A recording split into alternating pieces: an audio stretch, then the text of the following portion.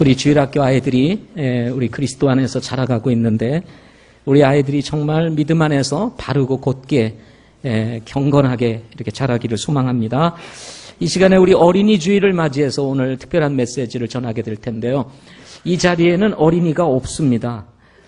이 자리에는 어린이가 없고 지금 바로 이어서 우리 주일학교 아이들은 도덕산으로 오늘 소풍을 가게 됩니다. 그래서 선생님들과 함께 우리 아이들이 하나님이 지으신 자연의 동산에서 즐겁고 복된 그런 시간을 가지게 될 것입니다. 또 교회에서는 오늘 아이들을 위해서 우리 카페를 오픈하고 이제 아이스크림을 무료로 오늘 준다고 이렇게 광고를 했어요. 그런데 아쉽게도 우리가 이걸 다 얘기를 했는데도 불구하고 깜빡해가지고요. 아이스크림이 아까운지 오지를 않았어요. 냉장고에 아이스크림 채워져 있어야 되는데 오지를 못해서 우리 지금 아이들이 기대가 지금 잔뜩 있을 텐데 그래서 어쨌든 저희들이 오늘 티켓을 나눠주기로 했습니다. 무료 티켓. 그래서 오늘 아니더라도 다음 주에 마음껏 이렇게 먹을 수 있도록 이렇게 무료 티켓 나눠드리기로 했습니다. 그래서 오늘 못 자시는 우리 아이들을 다음 주에 자시도록 이렇게 하도록 하겠습니다. 오늘 하나님의 말씀은 디모데후서. 여러분 속지에는 디모데전서로 나와 있는데 잘못 나왔습니다. 디모데후서 3장 10절부터 17절 있는 말씀 보도록 하겠습니다. 디모데후서 3장 10절부터 17절 말씀입니다. 자, 우리 찾으셨으면 제가 먼저 읽도록 하겠습니다. 그러나 너는 나의 교리와 삶의 방식과 목적과 믿음과 오래 참음과 사랑과 인내와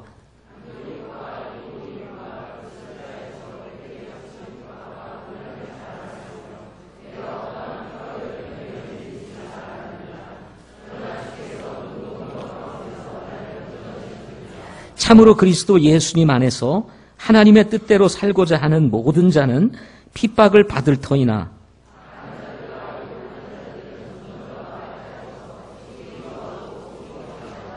그러나 너는 배워서 확신하게 된 것들 안에 거하라.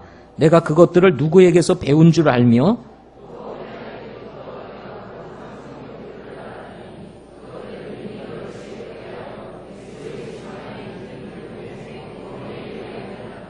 모든 성경 기록은 하나님의 영감으로 주신 것으로 교리와 책망과 바로잡음과 의로 교육하기에 유익하니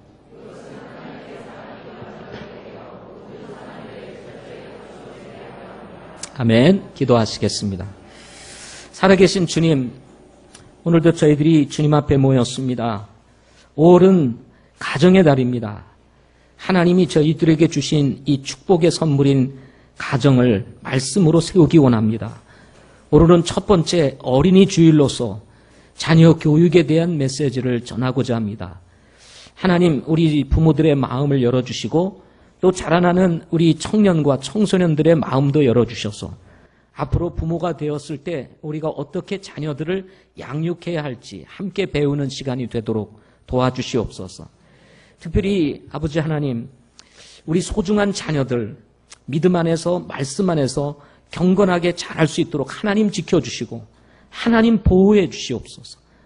아버지, 우리 힘대로 우리의 지식대로 또 우리가 가르치는 대로 아버지 하나님 되는 것이 아닌 것입니다.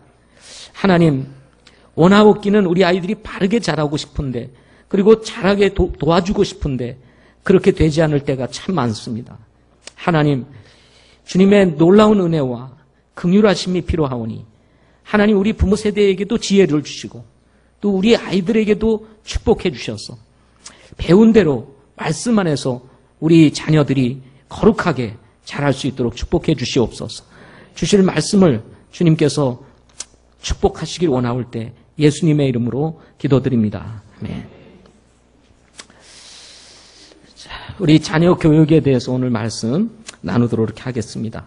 시편 127편 3절부터 5절에 있는 말씀을 보게 되면 다윗의 아들 솔로몬이 보라, 자식들은 주의 유산이요 태의 열매는 그분의 보상이다 라고 이렇게 말씀을 했습니다.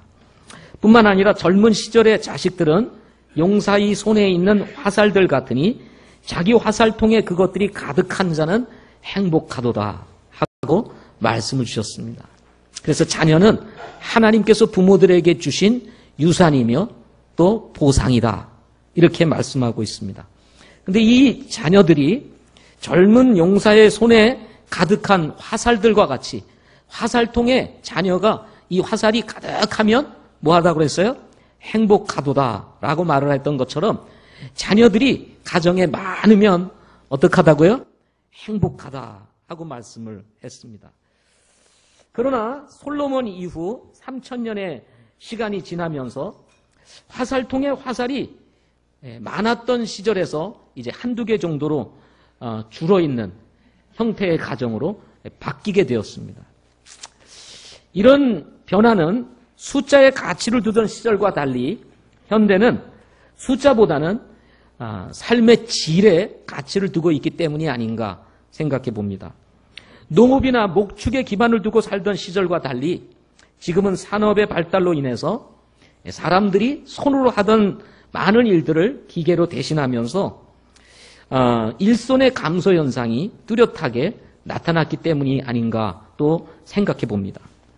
자연스럽게 사람들은 삶의 질이 높아지면서 여가와 레저 산업이 발달하게 되고 또 삶의 질을 무엇보다도 생각하게 되는 이런 시절에 우리가 살고 있는 것입니다. 예전에는 아들이 많으면 주변에 어떤 사람들도 덤비지 못한다 이런 얘기들이 있었습니다. 그죠? 뭐 이렇게 시비를 걸거나 이럴 때 갑자기 자녀들이 쫙 아버지 왜 그러세요 하고 나오면은 그냥 주변이 잠잠해지는 거예요. 어제도 한 목사님을 만났습니다. 목사님이 얘기를 하다가 그런 얘기가 나왔어요. 어느 한 집사님이 이사를 갔는데 옆집에 사람이 시비를 걸더라는 겁니다. 막 근데 이 집사님도 등치가 큰데 막 시비를 거는 거예요. 이제 옥신각신 이렇게 하게 되는데 그 집사님 아들이 키가 1m 90이 넘는답니다. 그런데다가 등치가 또 막 이러더래서 시끄러우니까 이제 아버지가 나온 거예요. 그때 이제 교회 전도사님이 이 청년인 아들을 아마 이렇게 성경 공부를 하기 위해서 집에 찾아왔던 모양입니다. 근데 또 그 교회 전도사님도 등치가 또 커요. 뭔가 이상하다 싶어가지고 아버지 무슨 일이세요? 하고 나왔더니 갑자기 등치 큰 사람 2명이 딱 나오니까 말도 못하고 그냥 돌아가더라는 겁니다. 예전에는 이와 같이 숫자가 힘이었던 그런 시대가 있었습니다. 그러나 지금은 그렇지가 않은 것 같습니다. 숫자가 많아지면 미개인인 것처럼 쳐다보는 그런 시대에 지금 우리가 살고 있습니다. 그러나 지금은 이제 숫자보다는 한두 명이라도 아이들을 잘 길러보자. 이것이 보편적으로 부모들의 마음이 아닌가 생각을 합니다. 그 중에 하나가 자녀 교육일 것입니다. 교육비가 생활비의 상당한 부분을 차지하게 되면서 다자녀 출산보다는 한두 명 낳아서 잘 기르자. 이것이 모토가 되었습니다. 이렇게 된 배경에는 미래를 내다보지 못하고 저출산을 장려했던 국가 정책도 한몫을 했습니다. 예전에 제가 어렸을 때에는 꼴먹꼴먹마다 이 정부에서 이 차에다가 마이크를 탁 걸고는 둘만 낳아 잘 기르자. 어머니 여러분 복강경 수술을 하라고 막 이렇게 그 권고를 하면서 다니는 차량들이 골목골목을 누비며 다니던 그런 시절이 있었습니다. 그래서 특별히 3자녀가 나면 2자녀까지는 의료보험 혜택을 받았는데 3자녀를 낳으면 자녀 많이 낳았으니 혜택을 안 주는 이런 일들도 있었습니다. 그 혜택을 받지 못한다는 것은 굉장히 큰 부담이었습니다. 그럼에도 불구하고 용기 있는 우리 임 집사님 가정은 그것을 상관없이 셋째를 출산을 했습니다. 그래서 그 당시에는 이 셋째는 의료보험 혜택을 받지를 못했습니다. 그러다 보니까 자연스럽게 의료보험 혜택 받지 못하면 아이가 아프거나 그러면 참 어렵잖아요. 그래서 자연스럽게 둘만 낳게 되는 일들이 국가적으로 일어나게 되었던 것입니다. 지금은 많이 나라고 돈까지 줘가면서 막 이렇게 하는데도 불구하고 출산율이 높아지지 않고 있는 이런 상황인 것입니다. 여러분도 잘 아시겠지만 성경은 하나님의 말씀이며 변하지 않는 진리입니다. 자녀는 하나님께서 주신 유산이며 보상이라고 한다면 부모에게 있어서 자녀는 축복인 것입니다. 그냥 그 축복 그 자체죠. 그냥 아이들만 보기만 해도 그냥 축복이 되죠. 그죠? 예, 우리 아이들 이렇게 나와 있는 거 아이들 정말 못합니다. 그죠? 예, 뭐 제대로 합니까? 그죠? 그런데 애들이 그냥 손짓만 해도 어떻게 됩니까? 그냥 복이 되는 거예요. 그냥 아이들이 나와서 그냥 벌쩍벌쩍 뛰기만 해도 그냥 은혜가 되고 축복이 되는 거예요. 이게 자녀인 것입니다. 그러나 이렇게 하나님께서는 때로 이렇게 가정마다 자녀들을 다 주시지만 아브라함과 이삭과 같이 하나님께서 자녀를 주시지 않는 경우들도 있습니다. 주님을 섬기기 위해서 결혼을 하지 않는 사람들이 있는 것과 같이 자녀를 키우는 데 들어가야 하는 시간과 물질을 주님을 위해서 섬길 수 있는 기회로 삼는 것은 그 또한 축복이라고 생각을 합니다.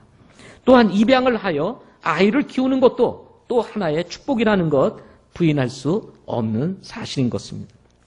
하나님께서도 우리를 영적으로 입양하셨기 때문입니다.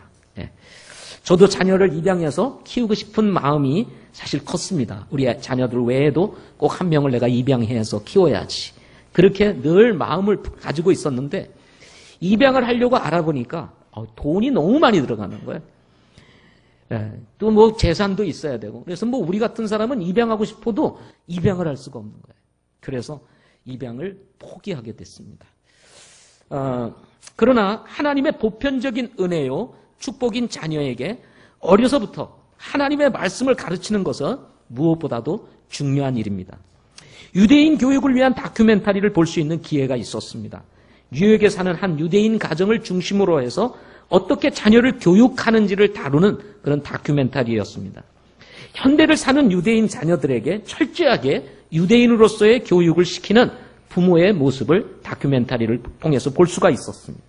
유대인들은 유대인 유치원, 그리고 유대인 초등학교, 유대인 중고등학교, 그리고 대학교에다가 자기 자녀를 보내는 것을 보았습니다. 그럼에도 불구하고 뉴욕 사회에서 유대인들은 상당한 영향을 미치고 살아가고 있는 것을 직접 다큐멘터리를 통해서 보게 되었습니다. 자신들이 유대인이라는 사실을 결코 부끄러워하지 아니하면서 당당하게 살아가는 유대인들을 바라보면서 많은 것을 생각하게 되었습니다. 우리는 유대인은 아닙니다. 우리는 성경을 믿는 그리스도인들입니다. 그렇다면 우리의 자녀들은 어떻게 가르쳐야 할까요? 어려서부터 성경을 중심으로 창조적이며 지혜로우며 사물을 보고 이해할 수 있으며 옳고 그름을 분별할 수 있을 뿐만 아니라 똑바르게 걸어갈 수 있는 그리스도인으로 키워야 한다는 것, 이것은 우리 모두의 바람일 것입니다. 그러나 안타깝게도 우리들에게는 유대인들과 같이 우리의 자녀들을 이렇게 키워야 한다라고 하는 이 분명한 교육에 대한 대안을 가지고 있지 못하다는 것입니다. 축적된 노하우, 그리고 일관성 있는 교육 방식, 그리고 생활 속에서 이루어지는 교육. 정말 부모라면 어려서부터 자신의 부모를 통해서 받은 교육의 방식을 쫓아 이제 결혼하여 부모가 되면 자연스럽게 부모에게 받았던 그 교육의 방식을 쫓아서 자녀들에게 가르치는 이런 계승된 교육의 노하우가 우리에게는 없다는 것입니다. 우리의 문제는 부모도 교사도 준비되어 있지 않다는 것입니다. 오히려 준비되어 있지 않은 부모의 지나친 교육의 열의가 아이의 인성과 미래를 어둡게 만드는 부정적인 영향으로도 미치고 있는 실정이라는 것입니다. 나 또한 내 자녀들의 교육에 대해서 이야기를 하라고 한다면 사실 그다지 할 말이 별로 없습니다. 왜냐하면 제가 어렸을 때부터 우리 부모들에게 교육은 이런 거야, 이렇게 자라야 돼 하면서 밥상머리 교육이라든지 또 아버지가 저를 데리고 앉아서 이런 거야 저런 거야 하고 친절하게 가르치는 것을 제 기억상 이렇게 기억나는 게 없어요. 저는 그저 저 들판에 놓여있는 망아지와 같이 그렇게 자랐습니다. 물론 우리 세대들이 다 그렇게 자랐을 거라는 생각을 가져보게 됩니다. 다행히 하나님의 은혜로 정말 예수 믿고 구원을 받아 교회에 들어오면서 성경을 배우기 시작하게 되었고 이 성경에 있는 말씀들을 통해서 내 삶이 자리를 잡으면서 오늘 이 자리까지 있게 된 것입니다. 만약에 내가 주님을 알지 못하고 성경을 배우지 않았다면은 제 꼬라지는 말도 아니었을 것입니다. 그러나 그래도 이 모양으로 내가 있는 것은 주님의 은혜요, 하나님의 말씀이 내 삶에 들어왔기 때문인 것입니다. 교육은 지식으로 되는 것이 아닙니다. 교육은 이런 것이다, 저런 것이다, 많은 지식들을 가지고 있기는 하지만 그 지식을 아이들에게 쏟아붓는다고 해서 우리 아이들이 부모가 가르치고자 하는 방향대로 되어지느냐, 그런 것만은 아니라는 것입니다. 그래서 교육은 지식이 아니라 삶에서 묻어나야 한다는 것입니다. 심리학을 가르치는 교수의 아들이 집을 나가는 시대라고 합니다. 전라도 저 지역에 유명한 교수님, 심리학 교수님이 계시는데 그 집의 자녀가 집을 나갔다는 소식이 이렇게 들었습니다. 여러분, 심리학과 교수라면 누구보다도 자녀의 상태와 그리고 또 사람들의 상태가 어떠한지를 아주 잘 아시는 분이라고 할 수가 있습니다. 근데 심리학 교수라 할지라도 자녀 교육은 녹록치 않다는 것입니다. 왜냐하면 자녀 교육은 지식으로 되는 것이 아니기 때문에 그렇습니다. 그러나 그렇다고 해서 우리의 이 교육 포기할 수 있는 것은 아닌 것입니다. 우리는 실패를 거듭하는 일이 있어도 우리 자녀 어떻게 가르쳐야 하는지를 배워야 하고 그리고 그 배운 것을 가르쳐야 한다는 것입니다. 이를 위해서 지금 우리에게 필요한 것은 성경으로 돌아가야 한다는 것입니다. 또 한 가지, 성경에 대한 이 교육 방식에 대해서 우리 부모들이 확신을 가져야 한다는 것입니다. 하나님의 말씀으로 우리 아이들을 가르쳐야 된다는 이 분명한 확신이 우리 부모들에게 없으면 우리는 하나님의 말씀을 떠나서 이 세상의 어떤 교육들을 아이들에게 집어넣으려고 할 것이라는 것입니다. 내가 어떻게 교육을 받았느냐를 생각하기에는 이미 늦은 것 같습니다. 내가 어떻게 교육을 시킬 것인가를 생각해야 할 때라는 것입니다. 늦었지만 부모인 우리 자신들도 성경으로 돌아가서 하나님께서 주신 유산이며 축복인 우리의 자녀들을 어떻게 가르치고 그리고 어떻게 교육할 것인가를 우리가 하나님의 말씀을 통해서 들을 수 있어야 한다는 것입니다. 퍼즐을 맞추어 가듯이 하나씩 성경의 원리를 따라서 교육을 시키다 보면 우리 아이들이 하나씩 바르게 영성이 되면서 성경 중심의 아이로 자라게 될 것이라고 저는 믿습니다. 시편 기자는 말하기를 이렇게 얘기했습니다. 주의 법 안에서 걸으며 그 길에서 더럽혀지지 아니한 자들은 복이 있도다. 이 말이 무슨 말입니까? 하나님의 말씀 안에서 걸으며 그 길에서 더럽혀지지 아니한 자들은 복이 있다는 것입니다. 비록 우리가 어떤 좋은 학벌을 가지고 있지는 못한다 할지라도 또 학위를 가지고 있지는 못하다 할지라도 우리의 자녀들이 하나님의 말씀 안에서 걷고 하나님의 말씀 밖에서 살지만 아니한다면 하나님께서는 반드시 복을 주신다라고 말씀하고 있는 것입니다. 교육은 나이를 초월하는 것입니다. 사람은 평생 배우며 살아야 하기 때문에 그렇습니다. 그렇기 때문에 비록 지금까지 우리가 우리의 자녀들을 두고 우리가 어떻게 교육을 했느냐 생각을 해보면 여러 가지 생각이 많이 있겠지만 그렇다고 포기할 수 없기에 우리는 다시 시작해야 된다고 믿습니다. 어떻게 시작할 것인가? 저는 오늘 말씀을 통해서 크게 두 가지로 생각하고자 합니다. 첫째는 본을 보임으로 시작하자는 것입니다. 본을 보이자는 것입니다. 교육은 가르치기 전에 보는 것으로부터 시작되는 것입니다. 진짜 교육은 지식을 전달하는 것이 아니라 삶을 전달하는 것입니다. 부모가 중요한 이유인 것입니다. 어린아이는 태어나자마자 스승을 만나는 것이 아니라 부모를 만나게 되는 것입니다. 따라서 부모의 말, 그리고 부모가 말한 행동, 부모의 행동, 그리고 부모가 가지고 있는 삶의 가치관, 그리고 부모가 가지고 있는 또 마음의 중심의 생각들, 감정들, 이 모든 것들을 보면서 배우게 되는 것입니다. 바울은 디모데후서 3장 10절과 11절에서 디모데에게 이렇게 이야기를 합니다. 너는 나의 교리와 삶의 방식과 목적과 믿음과 오래 참음과 사랑과 인내와 안디옥과 이고니움과 루스드라에서 내게 닥친 핍박과 고난을 잘 알았으며 내가 어떠한 핍박을 견디어냈는지 잘 알았느니라. 그러나 주께서 그 모든 것 가운데서 나를 건져내셨느니라 라고 말씀을 하고 있는 것을 보게 됩니다. 바울은 이 말씀을 통해서 디모데에게 이야기를 하고 있는 것입니다. 자신이 가지고 있는 믿음의 교리, 그리고 자신이 어떤 삶의 방식을 가지고 살고 있었으며 또 삶의 목표를 가지고 살고 있었는지, 그리고 바울이 가지고 있는 그리스도의 성품은 어떤 것인지, 또 예수님을 믿고 따름으로 인해서 찾아온 수많은 핍박과 고난을 어떻게 견뎌냈고, 그리고 그 견디는 과정 속에서 하나님께서 바울을 어떻게 건져내셨는지를 이 디모데가 안다고 말하고 있는 것을 보게 되는 것입니다. 나의 교리, 삶의 방식, 삶의 목적, 오래 참음과 사랑과 인내, 핍박 가운데서 건져내신 주님의 은혜, 이것은 바울의 삶이었습니다. 바울은 이렇게 자신의 삶에 충분히 갖추어져 있었던 것을 보게 됩니다. 조금도 희미한 것이 없었습니다. 삶의 방식도 삶의 목적도 그리고 그가 가지고 있는 믿음의 신앙도 분명했다라고 이야기를 하고 있습니다. 또 그리스도의 성품을 가지고 있었을 뿐만 아니라 자신의 삶에 닥친 수많은 어려움들을 견뎌내면서 그 믿음의 자리를 지키고 그런 가운데서 하나님께서 이 바울을 어떻게 도우시며 건져내셨는지를 옆에서 누가 지켜보고 있었습니까? 디모데가 지켜보고 있었다는 것입니다.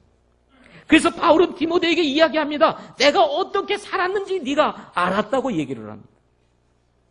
디모데는 거짓이었고 끔임이 없는 믿음의 성품을 가지고 있었던 사람이라고 소개하고 있습니다.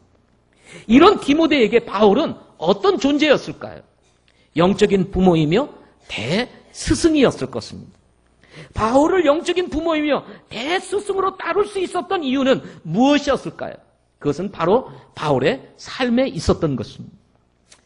어린 자녀들은 누구나 디모데와 같이 거짓이 없고 끔임이 없는 순수한 성품을 가지고 있습니다. 우리 아이들 보세요. 지금은 얼마나 순수합니까? 그죠? 나오라고 그러면요 부끄러워하지도 않아요. 그런데 이렇게 어렸을 때는 시키면 시키는 대로 나오라 그러면 나와서 뛰라 그러면 뛰고 다 그러는데 초등학교만 올라가면 여기 안 나오려고 합니다.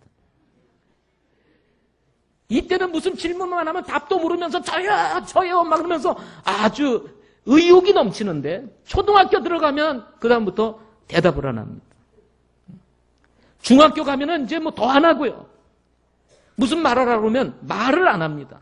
이것이 지금 우리 나라의 교육이라고 할 수가 있습니다. 질문을 던지고 선생님이 말을 하면 대답을 하고 그리고 선생님들에게 질문도 던져야 될 우리의 아이들, 침묵을 지키고 있다는 것입니다.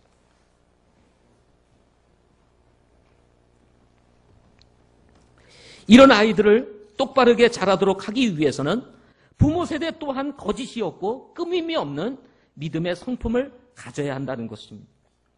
우리가 믿는 이 믿음의 교리에 있어서 뿐만 아니라 우리가 어떤 삶의 방식을 가지고 살아가고 있는지, 또 부모가 가지고 있는 삶의 목표는 무엇인지, 그리고 부모가 가지고 있는 이 성품은 어떤 성품인지, 그리스도의 성품을 가지고 있는지, 주님을 닮아가고 있는지, 아니면 여전히 예수 믿기 전에 성품이 그대로 우리의 삶에서 표현되고 있는 것인지, 우리는 우리 자신을 잘 돌아봐야 하는 것입니다. 때때로 우리가 만나는 고난과 어려움 속에서 우리는 어떻게 지금 어떤 태도와 자세를 가지고 살아있는지를 우리는 잘 보아야 하는 것입니다. 조금만 어려워도 여러분 우리가 믿음이 흔들리고 신앙이 흔들릴 뿐만 아니라 교회를 나왔다 안 나왔다 여러분 이런 것을 우리 자녀들이 보면 여러분 어떤 믿음을 가지고 살아가겠는가 하는 것입니다. 자녀의 미래는 부모에게 달려있는 것입니다. 살다가 보면 다양한 문제를 만나게 되어 있습니다. 이렇게 만나는 문제들은 우리의 교리와 삶의 방식과 그리고 삶의 목적, 나아가 성경적인 인격까지 시험을 하게 된다는 것입니다. 여러분 시험이라고 하는 것은 통과하기 위해서 존재하는 것입니다. 맞죠? 그러나 시험을 통과하지 못한 채 여러분 이것으로 인해서 인생이 흔들리고 삶이 흔들리게 되면 결국은 우리의 신앙이 꺾이게 되고 우리의 삶이 꺾이게 된다는 것입니다. 저는 여러분에게 부탁드리고 싶습니다. 꺾이지 마시기를 바랍니다. 비록 고난이 찾아오고 시험이 찾아와도 꺾이지 않는 부모들이 되어주시기를 바랍니다. 잘 사느냐 못 사느냐가 문제가 아닙니다. 많이 배웠느냐 못 배웠느냐가 문제가 아닙니다. 우리 부모님이 비록 가난할지라도 자신이 어떤 삶의 목적을 가지며 살아가고 있는지를 분명히 보여주고 그 가난 속에도 흔들림이 없이 하나님의 말씀을 중심으로 살아가는 우리 부모들을 보면 우리 자녀들이 우리 부모님은 가난하지만 그럼에도 불구하고 믿음이 분명한 분이야. 삶이 목적이 분명한 분이야 하면서 존경하며 따르게 될 것이라고 저는 믿습니다. 배우지 못했을지라도 하나님의 말씀을 붙잡고 나아가는 우리 부모 세대를 바라보면서 우리 자녀들이 어떻게 생각하겠습니까? 야, 우리 부모님은 비록 배우지 못했을지라도 하나님을 사랑하고 하나님의 말씀을 가장 소중히 여기며 따라가고 있구나 하는 이런 믿음의 확신을 가지면서 아이들도 그것을 본받고 가게 될 것이라고 하는 것입니다. 그러나 우리의 삶이 꺾이고 신앙이 꺾이게 되면 여러분, 우리가 그동안 보여왔던 본조차도 무너지게 된다는 것입니다. 골로새서 2장 6절과 7절 말씀에 보면 그분 안에서 뿌리를 내리고 세워지며 가르침을 받은 대로 믿음 안에 굳게 서서 그 안에서 넘치도록 감사를 드리라. 어떤 사람이 철학과 헛된 속임수로 너희를 노약하지 못하도록 조심하라. 그것들은 사람들의 전통과 세상의 유치한 원리들을 따르는 것이요 그리스도를 따르는 것이 아니라고 말하고 있습니다. 세상에는 갖가지 철학들이 많습니다. 하나님의 말씀을 위협하는 속임수들이 많습니다. 잘못된 영을 따르는 많은 사람들이 성경을 왜곡하고 지금 여러분 이 나라를 어지럽게 만들 뿐만 아니라 기독교를 위협하고 있는 이런 현실에 우리는 살아가고 있는 것입니다.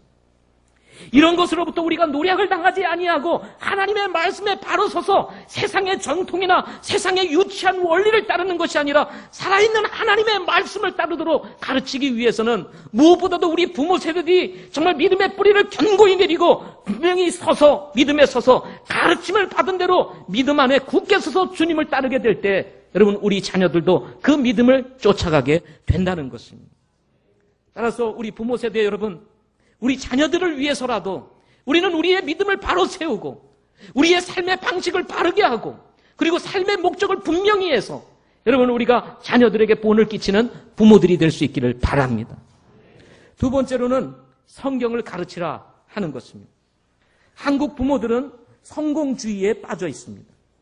자녀 교육에 초점, 성공에 두고 있는 것 같이 보인다는 것입니다. 요즘 보면은 세리 신드롬이라든지 연하 신드롬, 한류 열풍을 타고 오는 유커들을 보면서 연예인 신드롬까지 지금 성공 열풍이 세차게 불어오고 있습니다. 우리 어제도 보니까 우리 송치환 형제님 아이 돌이 이렇게 되었습니다. 그래가지고 돌잔치를 하는데 제가 이렇게 가보니까 돌잡이를 해요. 돌잡이. 돌잔치 가면 꼭 돌잡이 하죠? 예? 돌잡이. 근데 옛날에는 없었던 돌잡이의 용품 중에 하나가 꼭 요즘 들어있더라고. 그게 뭐죠? 마이크. 마이크. 어떤 부모들은 또 생각이 없는 부모님들은 뭘 잡았으면 좋겠습니까? 하고 사회자가 물으면 마이크요. 하고 또 대답하시는 분들이 있습니다. 그만큼 지금 시대가 흘러서 이렇게 뭐 한순간에 성공하는 이런 사람들을 바라보면서 우리 아이도 좀 이렇게 됐으면 좋겠다 하는 마음들을 가지는 경우들이 있습니다. 이때마다 등장하는 단골 메뉴가 있습니다. 그게 뭐냐면 조기 교육입니다. 조기 교육. 누구는 몇 살부터 했다더라. 뭐 세리가 몇 살부터 부모님으로부터 받았더라. 그러면 그때부터 나도 해야 되는구나 하고 이제 조기 교육을 시도하게 되는 것입니다. 성공주의에 빠진 부모들은 아이가 가지고 있는 재능이 무엇일까를 찾기 위해서 아이들을 이 학원 저 학원으로 막 보내기를 시작합니다. 몇 시부터 몇 시까지는 미술학원, 몇 시부터 몇 시까지는 음악학원, 몇 시부터 몇 시까지는 영어학원, 몇 시부터 몇 시까지는 발레학원, 막 학원으로 아이들을 막 돌립니다. 그리고 엄마는 저 카페에 가서 부모님들과 같이 젊은 엄마들과 만나서 차를 한잔하면서 아주 여유를 즐기는 이런 지금 상황이 되어버리고 말았습니다. 교육을 위해서 아이들을 학원에 보내는지 어머니들이 여유를 찾기 위해서 아이들을 학원에 보내는지 알 수가 없는 시대인 것입니다. 이때부터 아이들은 자신과 상관없이 인생을 살기 시작하게 된다는 것입니다. 지나친 부모의 열정이 아이들에게 부정적인 영향을 미치게 되는 이유가 된다는 것입니다. 그리스도인들 부모들조차도 성경적인 교육을 해야 한다는 확신을 가지지 못한 채 무분별한 조기 교육의 현장으로 아이를 내몰게 됨으로써 소중한 자녀들의 가슴에 깊은 상처를 남기게 되는 경우들이 생기게 된다는 것입니다. 가슴 아픈 이야기를 하나 소개하도록 하겠습니다. 유서진 군이라고 하는 어린아이가 있었습니다. 어머니는 이 아이를 어려서부터 영어를 가르쳐야 되겠다 생각을 해서 아주 태어나서 얼마 되지 않은 때부터 이 아이에게 영어 비디오를 틀어주기를 시작했습니다. 종일 아이는 영어 비디오를 보았습니다.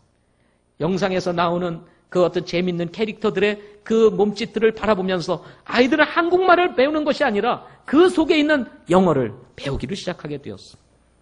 엄마의 노력 끝에 아이는 어려서부터 영어 동화책을 줄줄 읽고요. 그리고 들을 뿐만 아니라 아예 영어 동화책을 다 꿰고 외울 정도로 영어를 잘하기 시작하게 되었습니다. 엄마는 생각했습니다. 우리 아이 영재구나 하고 생각을 했습니다. 영재구나. 정말 우리 아이 똑똑하구나. 벌써 이렇게 정말 영어를 다 알아듣고 말을 하고 그리고 들을 줄 아니. 내 아이 영재야 하고 생각을 하면서 자랑스러워하고 그리고 기대에 부풀게 되었습니다. 그런데 어느 날 아이의 행동이 좀 이상하게 보이기를 시작했습니다. 이상하다. 왜 아이가 이럴까? 그래서 소아 정신과를 찾게 되었다고 합니다. 의사는 이 아이를 자세히 검사를 하게 되었습니다. 그리고 충격적인 소식을 부모에게 전해주었습니다. 이 아이는 유사 자폐증이라는 판단을 내리게 되었다는 것입니다. 자폐는 지금도 이 현대의학에서 고치기 어려운 병 중에 하나입니다. 도대체 이 아이가 자기 세계 속으로 들어가서 나올 줄을 모릅니다. 이런 방법 저런 방법을 다 동원해도 자기 안에 꼭 감추어진 이 아이는 밖으로 나올 줄을 모릅니다. 엄마는 아이에게 영어를 가르치면서 동화책을 읽다가 한눈을 팔 때면 늘 안 돼! 하고 으름장을 놓았다고 합니다. 병원 조사 결과 아이는 또래 아이들 수준으로 대하기는커녕 제대로 뜻을 알고 있는 한국어 단어가 얼마 되지 않았다고 합니다. 과도하게 주입된 영어가 모국어를 잃게 만들면서 결국은 아이는 자폐아이가 되고 말았다는 것입니다. 이건 실제 이야기입니다. 조사에 의하면 영유 아동 가운데 학습지를 이용하는 아이들의 비율이 31.6%, 시간제 학원은 10.8%, 그리고 사교육을 받는 경우는 12.8%나 된다고 합니다. 온전히 노는 시간으로 하루를 보내는 아이는 거의 없다고 합니다. 아침부터 늦은 시간까지 유치원이다, 그리고 학원이다 하고 아이들이 뺑뺑이를 돌면서 자신이 원하지 않는 어머니의 열정에 의한 교육에 강요를 당하고 있다는 것입니다. 아동발달 심리 전문가 정석진 박사는 영유아 중 정신불안, 도피, 충동적 행동, 주의 산만, 창의성 발달 저하 등 심각한 문제를 일으키는 아이가 점점 많아지고 있다고 합니다. 과도한 인지교육으로 인한 스트레스, 즉 공부를 너무 많이 했기 때문에 나타나는 현상이라고 이야기를 했습니다. 많은 소아정신의학과 전문의들은 영유아에게 이루어지는 조기 교육이 영재가 아닌 발달 장애아로 만들고 있다고 하나같이 지적을 하고 있다는 것입니다. 따라서 중요한 것은 조기 교육이 아니라 적기 교육이라고 말합니다. 그런데 조기 교육이 아니라 적기 교육인데 그러면 우리 아이의 적절한 교육의 시기는 어디인가? 적기 교육. 그 적기 교육의 기준을 또 우리가 잘 모른다는 거야. 내 아이가 언제부터 어떻게 가르쳐야 되는가? 어느 시기인가? 이것을 또 분별하기는 쉽지가 않다는 것입니다. 그러나 조기 교육도 좋고 적기 교육도 좋지만 놓치지 말아야 될 것은 우리 아이들을 어렸을 때부터 성경을 가르쳐야 한다는 것입니다. 성경이 빠진 교육은 소중한 우리 아이들을 또다시 성공주의에 편성시킴으로 인해서 과도한 스트레스에 시달리는 공부 기계로 만들 수 있기 때문이라는 것입니다. 저는 우리 아이들을 보면 너무 불쌍한 것 같습니다. 학교에 가서 공부를 그렇게 하고 와서 또 학원에 가서 공부하고 우리 아카데미에 와가지고 또 공부를 하는 거예요. 그런데 이걸로 끝나는 것도 아니에요. 집에 가면 또 부모님들이 또 공부시켜요. 그때부터 비디오 틀어줍니다. 그리고 비디오 보게 합니다. 영어를 가르칩니다. 와, 우리 아이들은요 지금 말을 못할 뿐입니다. 어리니까 말을 못해요. 그렇지만 아이들은 스트레스에 굉장히 시달리고 있다는 사실을 우리는 잊지 말아야 됩니다. 자녀 교육을 앞에 두고 부모가 주의해야 할 것은 우리 아이를 다른 아이들과 비교하지 말라는 것입니다. 공부를 잘하는 아이가 있는가 하면 운동을 잘하는 아이가 있고 운동을 잘하는 아이가 있는가 하면 미술을 잘하는 아이가 있고, 미술을 잘하는 아이가 있는가 하면 음악을 잘하는 아이가 있고, 또 음악을 잘하는 아이가 있는가 하면 이것도 저것도 못하는 아이도 있습니다.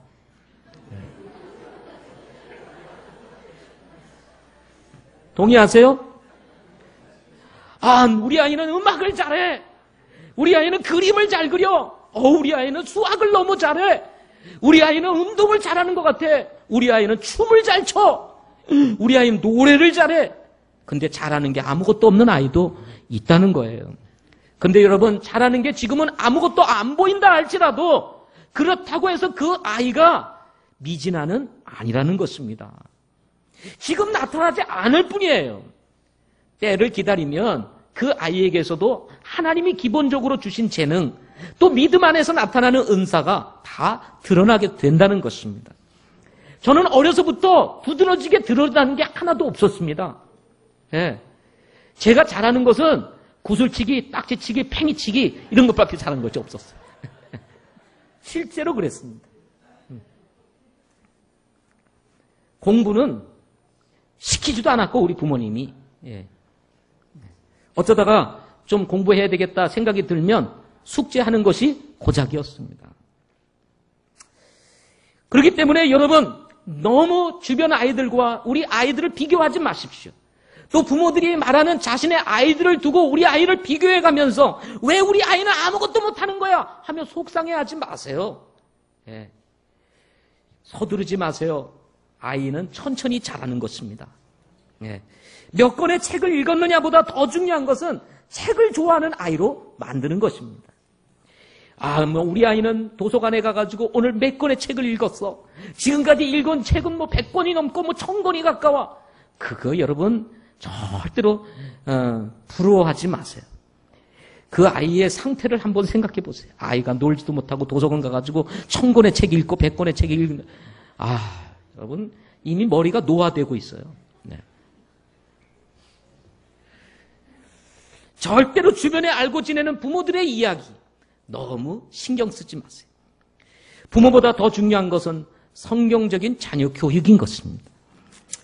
그렇다면 성경을 가르치면 좋은 이유가 무엇일까요? 그것은 오늘 본문에서 보면 구원에 이르게 하는 지혜를 주신다고 말씀을 했기 때문에 그렇습니다. 여러분, 내가 박사가 되고 그리고 여러분 부자가 되고 좋은 기업에 좋은 자리를 얻는다 할지라도 예수 믿고 거듭나지 못한다면 그것은 아무것도 아닌 것입니다. 세상에 수많은 학문과 그리고 정말 날고 기는 어떤 정말 재능을 가진 사람이라 할지라도 모든 사람이 다 알아주는 유명인이 되었다 할지라도 그 사람 안에 구원이 없다면, 하나님이 삶에 빠져 있다면 그것은 아무것도 아닌 것입니다. 우리 아이가 거듭났다면 여러분 된 거예요.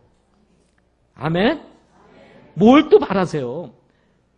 천국에 가면요 IQ 안 따져요. 예. 시험 성적 안 따져요. 학벌 안 따집니다. 예. 거기는요 IQ 150이다 180이다 그런 거 없어요. 그냥 다 똑같아요. 예. 완전히 새롭게 변화가 됩니다. 하나님께서 우리 각자의 삶에 주신 것이 있습니다.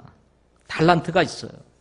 그 달란트대로 우리가 살 수만 있다면 그게 우리 자녀들의 행복인 것입니다. 그런가 하면 성경을 가르치면 좋은 이유가 무엇입니까? 바른 교리를 세우게 된다고 말씀하고 있습니다. 바울은 자신 스스로가 나의 교리라고 얘기를 했습니다. 뿐만 아니라 모든 성경은 하나님의 감동으로 된 것으로 교리화라고 얘기를 하고 있어요. 따라서 여러분, 우리 신앙의 교리 무엇보다도 중요한 것입니다. 하나님을 믿으면서 성경을 알면서 성경이 말하고자 하는 진짜 말씀의 의미가 뭔지, 그리고 성경이 말하고 핵심 진리가 무엇인지 이것을 모르게 되면 여러분 우리가 이단에 흔들리게 되고 그리고 환경에 흔들리게 되고 여러 사람의 말에 흔들리게 되는 것입니다.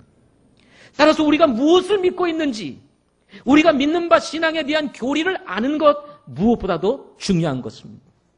그러나 여러분, 신앙에 성경적인 교리만 있는 것은 아닙니다. 우리가 생활의 교리도 있는 것입니다. 우리가 믿는 신앙, 교회는 언제 시작됐느냐? 주님은 언제 오시느냐? 하나님은 어떤 분이시냐? 이것도 중요한 교리지만 또 함께 중요한 것은 생활 교리인 것입니다. 우리가 이 삶에서 어떻게 살 것이냐는 것입니다. 이것도 교리인 거예요. 관계에 있어서도 교리가 있습니다. 사회생활에 있어서도 교리가 있는 것입니다. 이런 다양한 교리들을 우리가 어디서 배울 수 있습니까? 하나님의 말씀을 통해서 배우게 되는 것입니다. 따라서 우리가 성경적인 진리, 이 진리를 아는 것도 중요하지만 또 중요한 것 한 가지가 있는데 그것은 우리의 인격도 성경적이어야 한다는 것입니다. 많은 교회들이, 특별히 우리 같은 독립교회들이 진리를 사수하고 그 다음에 복음을 전하려고 하다 보니 자꾸 비판적인 시각을 가지면서 이야기하기가 쉽습니다. 옳고 그른 것만 따지기 쉽다는 것입니다. 그러나 여러분, 옳고 그름도 중요하지만 인격은 더 중요하다는 사실을 잊지 마십시오. 그래서 진리와 함께 우리가 성경적인 인격을 갖추는 것, 이것은 그리스도인에게 있어서 무엇보다도 중요하다는 것입니다. 성경만큼 탁월한 텍스트북은 없기 때문에 그렇습니다. 뿐만 아니라 본문에 보면은 책망과 바르게함과 의로 교육하기에 유익하다고 말씀을 했습니다. 우리는 곁길로 가고자 하는 습성을 가지고 있습니다. 마치 양과 같아서 자꾸 곁길로 가고자 하는 거예요. 이런 곁길로 가는 우리를 바로잡고 그리고 의로 교육하기에 유익한 그것이 무엇입니까? 하나님의 말씀이라고 말씀하고 있습니다. 우리의 온전한 인격을 향해서 달려가도록 돕는 가장 좋은 책, 그것은 바로 하나님의 말씀인 성경인 것입니다. 조지 워싱턴 대통령은 성경 없이는 세계를 올바르게 다스릴 수 없다고 말을 했습니다. 미국의 제2대 대통령이었던 존 애덤스는 성경은 세계에서 가장 위대한 책이다. 거기에는 온 세계의 도서관보다도 더 많은 내용이 담겨 있다고 이야기를 했습니다. 이 세상에 그 많은 도서관에 있는 책들보다도 더 많은 내용이 담겨 있는 책, 그것이 바로 하나님의 말씀인 것입니다. 비록 한 권의 작은 책과 같이 보이지만 이 속에 들어가 있는 보석과 같은 이 정말 말씀들은 우리의 인생을 변화시키고 우리의 인생을 새롭게 할 만큼 충분한 내용이 들어있다는 것입니다. 3대 대통령이었던 토마스 제퍼슨은 성경은 세계의 사람들을 훌륭하게 만들 수 있다고 얘기를 했습니다. 6대 대통령이었던 존 퀀시 애덤스는 성경은 무한하고 고귀한 지식과 덕을 간직한 거대한 광산이다 라고 이야기를 했습니다. 여러분, 성경을 파고 들어가서 이 광산과 같은 이 진리를 하나씩 캐내기 시작하면 우리의 삶이 바뀌고 우리의 인생이 바뀌고 우리의 아이들이 변하게 될 것이라는 것입니다. 16대 대통령이었던 미국의 16대 대통령이었던 에브라함 링컨은 이 책이 없었으면 우리는 옳고 그름을 분별할 수 없었을 것이다. 내가 믿기로 성경은 하나님께서 인간에게 주신 최대의 선물이다 하고 말씀을 했습니다. 여러분, 성경이야말로 하나님께서 우리들에게 주신, 아니 이 지구촌에 사는 수많은 사람들에게 주신 최고의 선물인 것입니다. 더글러스 메가더 장군은 실제로 나는 아무리 피곤해도 성경을 읽지 않고 밤을 보내거나 잠을 잔 적이 없다. 그 위대한 장군도 그 지혜를 어디서 배웠습니까? 성경을 통해서 배웠던 것입니다. 아이잭 뉴턴경은 우리는 하나님의 성경이야말로 가장 고상한 철학이라고 생각한다. 이 세상에서 아무리 심오한 역사를 보아도 성경에 나오는 기록만큼 정확성을 가진 적은 없다. 이렇게 이야기를 했습니다. 역사가인 아놀드 토인비는 성경은 지성을 관철하고 그리고 마음에 직접 와닿는 책이다 라고 얘기했을 뿐만 아니라 벤저민 프랭클린은 젊은이여 내가 여러분에게 주고자 하는 권고는 여러분이 성경에 익숙하여 확고한 믿음을 갖도록 개발하라는 것이다 라고 말을 했습니다. 세상에는 많은 좋은 책들이 있습니다. 리더십에 관련된 책들, 그리고 관계를 개선하기 위한 책들, 그리고 자신의 삶을 개발하는 수많은 책들이 있지만 법률가였던 이 벤자민 프랭클린은 젊은이들에게 성경으로 돌아가서 익숙하고 확고한 믿음을 갖도록 개발을 하도록 이렇게 권면을 하고 있는 것을 보게 되는 것입니다. 성경보다 더 좋고 확실한 교과서, 텍스트북 있을까요? 여러분, 없습니다. 왜? 하나님의 말씀은 진리이기 때문에 그렇습니다. 늦지 않았습니다. 여러분, 우리 성경으로 돌아가실 수 있기를 바랍니다. 성경이야말로 성경의 근본이 되시고 그리고 창조주가 되시는 하나님을 아는 지식을 제공하는 유일한 책이기 때문에 그렇습니다. 저는 매일 잠언을 한 장씩 읽고 있습니다. 잠언을 한 장씩 읽으면서 내 인생을 새롭게 조명을 하게 됩니다. 그리고 나의 연약한 부분들을 이 말씀을 통해서 거울과 같이 들여다보면서 교훈을 받으면서 영감을 얻곤을 합니다. 최근 며칠 동안 읽었던 잠언에서 얻은 영감들 여러분과 함께 나누고자 합니다. 잠언 25장 16절 말씀에 내가 꿀을 발견하였느냐 내게 족한 만큼만 먹으라 그것으로 배가 차서 내가 토할까 염려하노라. 아무리 좋은 것도 그거를 적당히 먹어야지 그냥 배가 차도록 먹으면 토하게 된다. 이야, 기가 막힌 얘기 아닙니까? 더 재밌는 게 있어요. 잠언 25장 16절 말씀에 보면 내 이웃의 집에서 내 발을 뒤로 물리라. 그가 내게 실증이 나서 너를 미워할까 염려하노라. 옆집 좋다고 자꾸 놀러 가면 실증 나서 미워한다 이 말이에요. 적당히 가야죠. 좋은 것 같으니까 찾아가면은요. 뭐 처음에는 뭐 말도 못하죠. 어서 와 그러지만 또 왔네. 그러면서 왠지 이럴 수가 있다는 거. 이게 지혜예요, 지혜. 예. 자, 여러분 기가 막히지 않습니까? 처세수를 여러분 굳이 책 사다가 볼 필요가 없어요. 여러분 매일 잠언 한 장씩만 읽어보세요. 우리가 어떻게 살아야 되는지 다 나옵니다. 잠언 25장 25절에는 먼 나라에서 오는 좋은 소식은 목마른 혼에게 냉수 같도다. 요즘은요 좋은 소식이 와야 되는데 나쁜 소식만 뉴스를 통해서 들으니 여러분 이게 마음이 썩어가는 거야. 이 좋은 소식이 와야 목마른 혼에게 냉수가 돼가지고 시원하다 그러고 또 나가서 일을 할 텐데 매일 부정적인 얘기 나쁜 얘기만 자꾸 듣고 있으니 여러분 뭐가 이게 기대할 만하겠어. 세상 사는 게 힘만 듭니다. 여러분이 좋은 소식을 전해주는 그런 사람들이 되시기를 바랍니다. 잠언 28장 18절에는 누구든지 곧바르게 걷는 자는 구원을 받을 터이나 자기 길들이 비뚤어진 자는 곧 넘어지리라. 얼마나 멋진 말. 곧바르게 걷는 자는요 넘어질 것 같아도 쓰러질 것 같아도 하나님이 구원하겠다는 거예요. 그러나 비뚤어지게 걷는 자는 곧 넘어지리라. 그래서 여러분이 믿음으로 살고 바르게 살 때에 뭔가 손해보는 것 같고 그럴지라도 여러분이 염려하지 마세요. 계속 가세요. 그러면 하나님이 구원해내시고 비뚤어진 사람들이 잘 사는 것 같이 보이죠? 아니에요. 곧 넘어집니다. 그렇다고 넘어져라 이러진 마세요. 넘어져라 곧 넘어진다. 언젠간 넘어진다. 어디 보자 막 이러면서 저주하지는 말고 넘어질 거 생각하고 우리는 뭐예요? 정직한 길을 가는 것입니다. 잠언 28장 25절에 보면 마음이 교만한 자는 다툼을 일으키거니와 주를 신뢰하는 자는 기름지게 되리라. 마음이 교만한 자는 자기가 제일 잘나는 줄 압니다. 그러다 보니까 자꾸 자기 생각 얘기하고 주장합니다. 그러다 보니까 다툼을 일으켜요. 그러나 여러분 이 세상에서 일어나는 모든 것을 주관하시는 분은 누굽니까? 하나님이십니다. 하나님께 맡기는 거예요. 다 하나님이 하시는 일이지. 주를 신뢰하고 주님께 맡기면 하나님께서 어떻게 한다 그랬어요? 기름지게 되느니라. 하나님 기름지게 하시겠다는 거야. 잠언 29장 17절에 보니까 내 아들을 바로잡으라. 그리하면 그가 내게 안식을 주고 참으로 내 혼에게 기쁨을 주리라. 그래서 우리 부모들은 아들 잘 잡아라 이 말이에요. 아들 잘못 잡으면 어떻게 된다고요? 안식이 아니라 고통을 주고 괴로움을 주고 오히려 기쁨이 아니라 슬픔이 된다는 것입니다. 그래서 어렸을 때 잘 잡아야 됩니다. 회초리 괜찮아요. 배도 괜찮습니다. 이 회초리는 어리석음을 물러가게 한다고 그랬어요. 너무 오냐오냐 기르는 거 좋은 거 아닙니다. 징계도 알아야 돼요. 그리고 부모의 권위에 순종할 줄도 알아야 돼요. 그래서 어리석음을 물리치게 해야 됩니다. 자기가 최고인 줄 알아야 돼. 부모를 막 때리고 막 그래도 아이고 좋다 그러고 요즘 그런 부모들이 많습니다.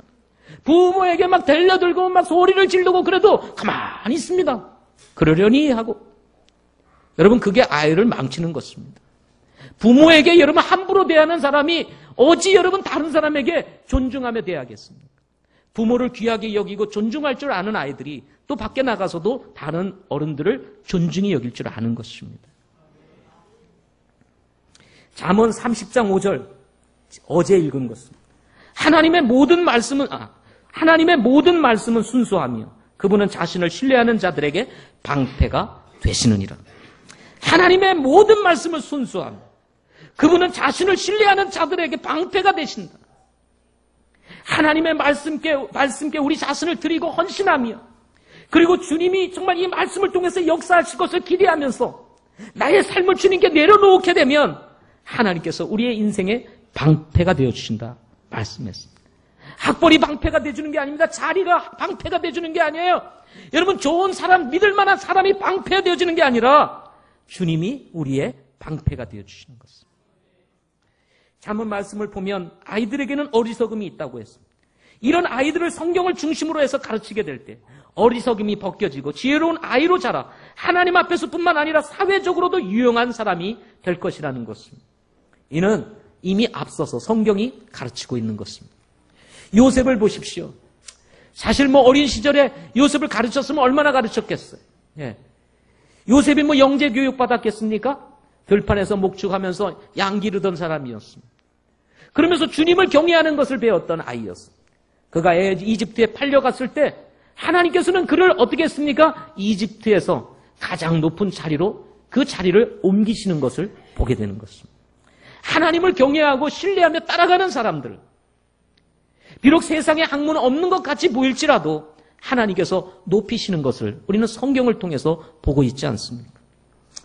우리의 교회 안에 있는 크리스찬 스쿨은 이런 목표를 가지고 우리의 소중한 자녀들을 키우기 위해서 세워졌습니다. 하나님과 성경이 빠진 교육을 받으며 자란 우리 아이들이 어린 시절과 달리 믿음에서 떠나 지금 세상에서 방황하고 있는 우리 아이 자녀들이 많습니다. 이런 아이들을 생각하면 너무 마음이 아픕니다. 어렸을 때는 목회자가 되겠다고 주님 앞에 결단을 하고 헌신했던 우리의 아이들이 지금은 우리의 믿음의 자리에서 떠나 있는 것을 본다 이 말이죠. 세상에서 방황하고 있고 아직도 믿음 안으로 돌아오지 않는 아이들도 있습니다. 누구의 아이이기 전에, 어떤 부모의 아이이기 전에 우리 모두의 자녀이고 아이들인 것입니다. 때로 우리 부모님들이 너무 우리 자녀들에 대해서 잘 믿는 것 같습니다. 내 아이는 아무런 문제가 없을 거야. 그들이 세상에서 무엇을 듣고 배우고 있는지도 모른 채, 친구들과 어울려 어떤 것을 주고받고 있는지도 알지 못한 채, 세상의 문화가 아이들을 어떻게 잠식시키고 아이들을 어떻게 변질시키고 있는지도 생각하지 못한 채 내 아이는 그러지 않을 거야. 너무나 아이를 여러분들이 잘 믿고 있다는 것입니다. 그렇게 또 믿고 싶겠죠. 청소년기를 지나 이제 청소년기 시기에 들어와서 이제 사춘기를 아이들이 맞기 시작하게 되면 이제 그때까지 이제 쌓여 있었던 것들이 사춘기 시절의 그 몸의 변화를 통해서 이제 표현되기 시작을 하게 됩니다. 그때 비로소 우리 부모님들은 이게 아니었네 라고 하는 순간 여러분 그때가 늦는 것입니다. 초등학교 시절 6년, 중고등학교 시절 6년입니다. 주일학교 아이들이 대부분 우리 교회 성도들의 자녀들이라고 할 수가 있습니다. 지금 중고등부 학생들이 지금의 주일학교 아이들과 같은 숫자가 출석해야 하는 것이 마땅한 일입니다. 지금 우리 주일학교 아이들이 유치부까지 100명 가까이 모이고 있습니다. 대부분 우리 교회 성도들의 자녀입니다. 그러면 주일학교 유초등부가 지금 한 80명 모이고 있습니다. 6년 과정이에요. 중고등부 6년 과정입니다. 지금까지 우리 교회 사역 속에서 이 주일학교가 거의 60명에서 80명, 90명까지 모였습니다. 60명 밑으로 내려간 적이 없습니다. 그렇다면 세월이 지나서 지금 중고등부로 올라갔다면 중고등부도 60명, 70명, 80명, 100명 모여야 되는 것입니다. 그런데 지금 현재 우리 중고등부 출석이 30명이 채 안 됩니다. 30명이 채 안 됩니다. 우리 선생님들의 아이들을 붙잡기 위해서 정말 늦은 시간 아이들을 모아서 음식을 사주고 그리고 교제도 해주고 때로는 운동까지 하면서 많은 물질을 들이며 아이들을 사랑하고 섬기려 하지만 아이들은 선생님 안으로 들어오지 않고 교회 안으로 들어오고 있지 않다는 것입니다. 오늘도 아이들은 잠을 청하기 위하여 아침을 깨우지 못한 채 지금 잠자리에 여전히 누워있는 아이들도 있고 어떤 아이들은 아침을 깨우고 일어나서 저 PC방을 향해 가가지고 PC방에서 지금 게임을 하고 있는 아이들이 있는가 하면, 또는 친구를 쫓아서 지금 밖에 나가서 놀고 있는 아이들이 지금 있다는 것입니다. 이미 청소년기를 지나는 순간, 사춘기를 지나는 순간은 부모님의 손을 떠나서 부모의 말을 듣지 않음으로 인해서 아무리 이야기를 해도 아이들이 따라오지 않는다는 것입니다. 지금 우리의 자녀들이 어디에 있습니까? 그렇게 순수하고 꾸밈이 없었던 우리의 아이들, 초등학교 시절만 해도 부모의 말을 그렇게 잘 들었던 우리의 아이들, 지금 어디가 있느냐는 거예요. 우리는 각각 물어야 합니다. 우리 아이들을 무조건 믿기보다 성경적인 대안을, 성경적인 교육의 대안을 가지고 우리는 아이들에게 접근해야 된다고 저는 믿습니다. 성공보다 더 중요한 것은 성경적인 아이로 키우는 것이기 때문에 그렇습니다. 서울대 가는 아이로 키우는 것보다 바른 생각과 가치를 가진 경건한 아이로 키우는 것이 여러분 더 중요한 것입니다. 물론 우리의 크리스찬 스쿨, 이 완전한 학교는 아닌 것입니다.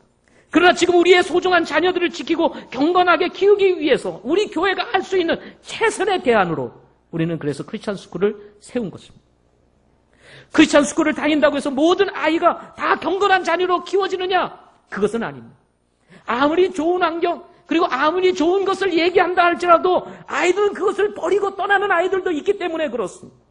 부모가 목사이고 그리고 경건하게 자란 아이들이 기독교를 반기독교자가 되어서 오히려 기독교를 향해서 목소리를 내는 사람도 있기 때문에 그렇습니다. 그러나 교육에 있어서 가장 중요한 시기에 바르게 자랄 수 있도록 좋은 교육 환경을 만들어주는 것은 부모가 자녀들을 위해서 할 수 있는 최선의 선택이라는 것입니다. 그러나 모든 성도가 크리스찬 스쿨에 자녀들을 보낼 수 있는 것은 아닙니다. 피치 못할 사정들도 있을 수 있기 때문에 그렇습니다.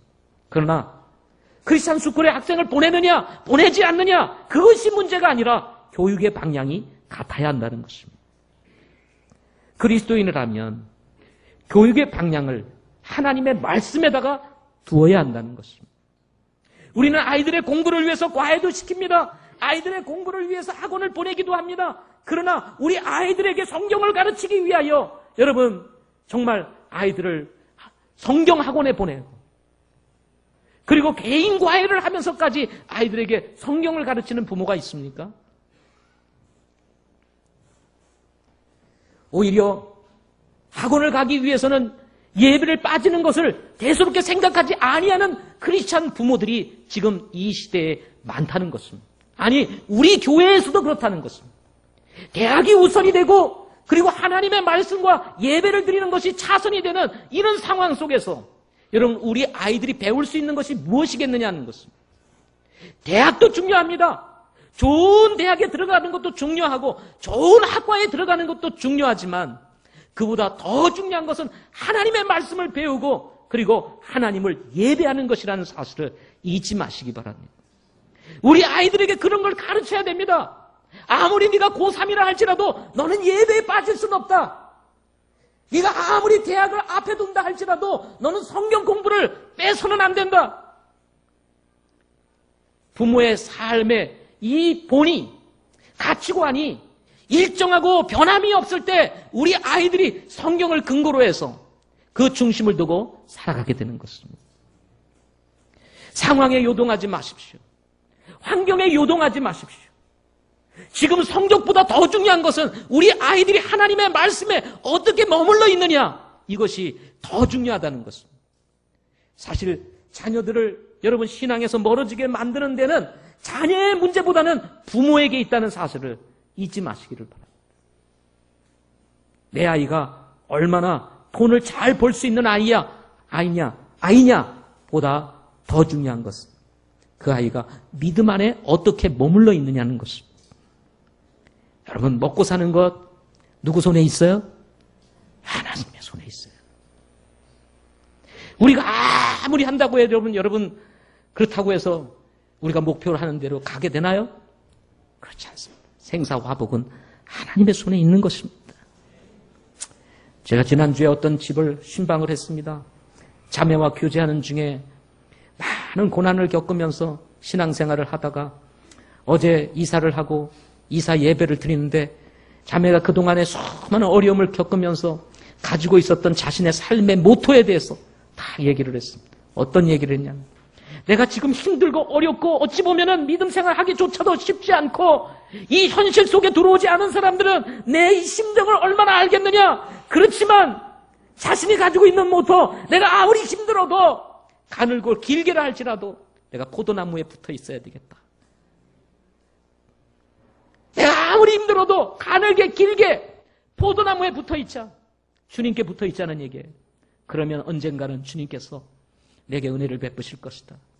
그랬더니 하나님께서 길을 열어주셔서 저 집으로 이사를 하게 하시고, 그래서 하나님 앞에 감사하며 이사 감사 예배를 드리게 하셨습니다. 여러분, 중요한 것은 우리가 확실하게 주님께 붙어 있어야 되는 거예요. 흔들리지 마세요. 세상의 가치관에 흔들리지 마세요. 제발 여러분 그러지 마시고 우리 자녀들 확실하게 믿음 안에서 교육하시기를 바랍니다. 공부 물론 중요해요. 그러나 그거보다 더 중요한 것은 우리 아이들이 하나님 말씀 듣고 그리고 예배하고 그리고 여러분 하나님 말씀 배우는 것입니다. 마지막으로 또 어린아이 때부터 내가 거룩한 성경 기록들을 알았나니 그것들은 능히 너희를 지혜롭게 하여 그리스도 예수님 안에 있는 믿음을 통해 구원에 이르게 하느니라 하신 이 말씀을 기억하십시오. 어린아이 때부터 내가 거룩한 성경 기록을 알았나니, 어렸을 때부터 성경 기록을 알았던 이 디모데가 그 말씀을 통해서 지혜를 얻게 되고 구원에 이르게 되면서 바울을 만나 그의 인생이 주님을 위하여 귀하게 쓰임을 받을 수 있었던 은혜가 임하게 된 것입니다. 하나님께서 여러분과 여러분의 자녀들을 축복하시기를 소망합니다. 기도하겠습니다.